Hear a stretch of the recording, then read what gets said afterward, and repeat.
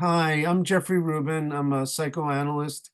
I'm a member of the Psychohistorical Forum, participated last few years in the International Psychohistorical Association annual conference, and have been a participant in some small group meetings on psychobiography. I've been invited to speak with you today to make a historical linkage and to talk about something psychological that might be interesting to the group. Um, I just offered a course on Monte Ullman's dream process, experiential dream process. And I'd like to suggest that it might be interesting for psychohistorians to reacquaint themselves with this. In the 1980s, I think it was around 1985, Paul Ehrlich and Monte Ullman ran some groups, I think for a few years, the Ullman Dream Group. It's a very, very special method, not that well known in psychoanalysis. I frankly feel that it offers something unique that we don't see in two of the great leaders in dream work, Freud and Jung. Their work is wonderful in different ways. Monte Ullman offers something really different that's very radical and also very grounded and also very accessible. Paul Ehrlich and Monty ran groups for psychohistorians around 1985, several of them. And Monty was early on, Monte Ullman early on involved, I think, in the Psychohistorical Association. And I've been thinking about it, and in dialogues with Ina, um, we've wondered if there might be interesting and powerful resonance now to go back to this work. It's almost like going back in history to find something in the archive that was there that we've neglected, and now if we integrate it, it'll be very powerful. So this work, Monte Ullman's method, I feel could be very helpful to psychohistorians and psychobiographers in several ways. I think it fosters a much deeper approach to self-awareness, a grounded way of growing and transforming oneself, and a way to understand important psychohistorical figures, past and present. That's all we could think of as the conscious aspect of it. I think there's another aspect, being someone that was trained under Monty and participated in his groups for a while. There's a special environment that is created in Monty's groups every single time I've ever been in them that creates an unusual level of emotional intimacy, truth telling, cooperation, collaboration, and creativity.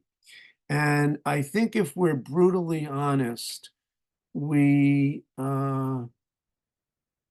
would see and admit that some of the issues that bedevil the world unfortunately come into our psychoanalytic institutes, and they frankly come into the Psychohistorical Association and into the forum because we're human beings participating in this. So one of the great teachings of Freud is the remarkable extent of self-deception. And one of the main teachings of Jung to me is that, but it's also we have a capacity, an untapped capacity for creativity and self-healing.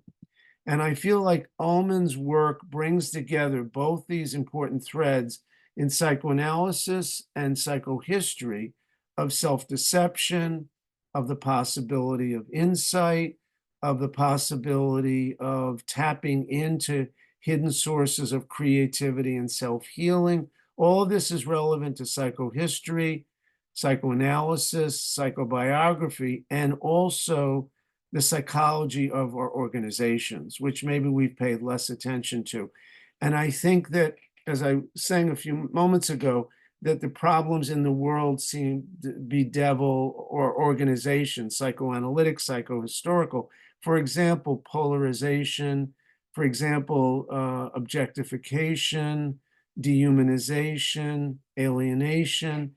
And I feel like Ullman's work in a unique way doesn't only theoretically speak to this, but it emotionally can transform it.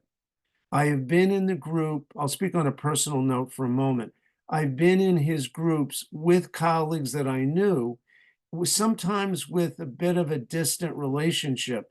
And by the end of the experiential dream process, you could think of it as Amish psychic barn raising.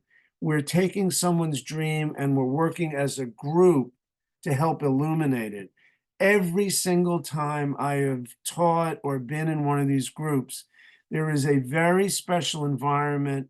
I'm not being sentimental here. I'm being extremely realistic and down to earth. There's a very special environment that's created of cooperation. It's like my neighbor and I have completely opposite political stances. And once when he started talking about abortion and contemporary political issues, I could see we were completely like the culture, completely polarized, coming from two different perspectives. We had a bad storm a few years ago in October, and I had built a fence to keep deer out because I had an organic vegetable garden. And my neighbor's tree fell down and knocked over large sections of my fence. And I offered, when I saw him working outside one night at dusk, to help him clean up his stuff, which surprised him.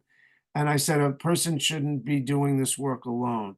And then a few days later, he saw me cleaning up my side of the property, my property, and he helped me wordlessly. He just came and helped me as I came and helped him.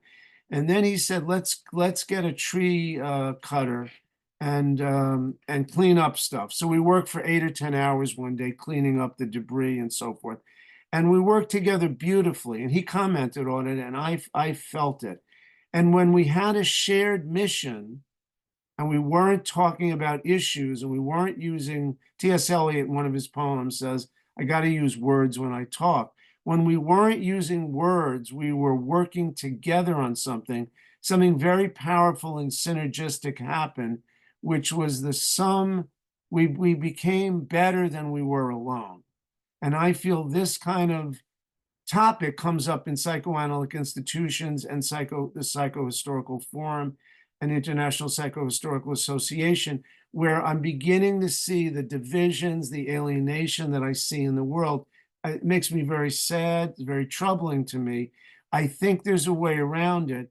I think Monte Ullman's dream work offers one of various ways, which is working together on a shared project that cultivates emotional togetherness and emotional intimacy.